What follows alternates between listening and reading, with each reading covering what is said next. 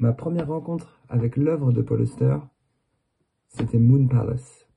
Je me souviens encore parfaitement de cet instant, c'était en 1997 ou en 1998, j'étais alors en classe de seconde, et j'ai lu les premiers mots du chapitre 2 de Moon Palace, où Marcus Stanley Fogg a tout perdu, y compris son appartement, et il quitte les lieux et commence à marcher dans les rues de New York.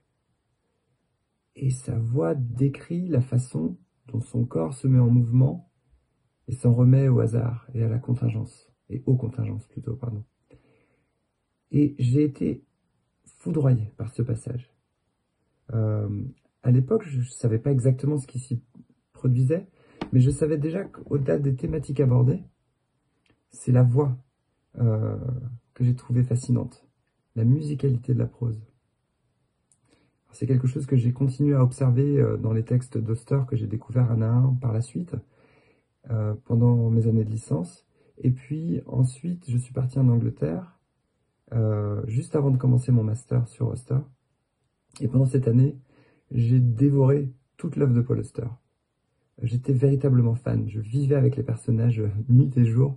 Je me souviens avoir terminé à 7 ou 8 heures du matin, un mois de janvier 2004, certains des romans, dont Léviathan par exemple. J'ai encore le souvenir absolument mémorable de ces voix qu'explorait Auster. Et donc pour moi ça a été une évidence à partir de ce moment-là. Bon, je dois quand même préciser que j'ai eu la chance de le rencontrer à cette époque, donc très tôt dans ma carrière. On ne pouvait même pas appeler ça une carrière, j'étais jeune, étudiant et ignorant et naïf. Je lui ai posé des questions pas terribles. Mais ce que je trouve amusant, c'est qu'il était au festival Étonnant Voyageur. Il faisait une conférence. C'était une sorte de plateau avec d'autres invités comme Percival Everett. Et il a pris la parole et puis il est sorti de scène et je me suis dit, il doit y avoir des loges temporaires qui sont situées là. Et j'ai repéré une porte. Je me suis dit, je vais attendre ici. Il va forcément en sortir après avoir bu un café ou autre. Et c'est ce qui s'est produit. Il est sorti, il était dos à moi. Il était accompagné. Et j'ai crié tout simplement, « Hé, Paul !» Et il s'est retourné. Et il m'a regardé derrière ses grosses lunettes noires, celles qu'il avait toujours dans les années 90 et 2000. Et j'ai vu son grand sourire. Il avait été surpris de la façon dont je m'étais permis de lui parler.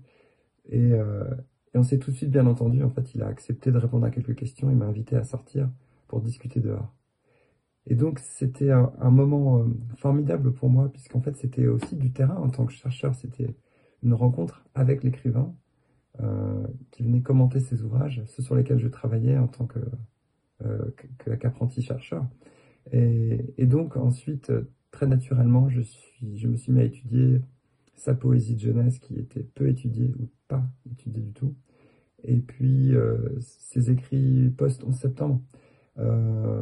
Et donc après, je suis allé aux archives à New York. Et puis ma carrière s'est lancée et on s'est revus beaucoup plus tard, plusieurs années après, à l'occasion de conférences, par des amis communs. Et c'est là vraiment qu'on s'est lié d'amitié à la fin de sa vie. Malheureusement, mais c'est vraiment une grande chance d'avoir pu partager tout ça avec lui.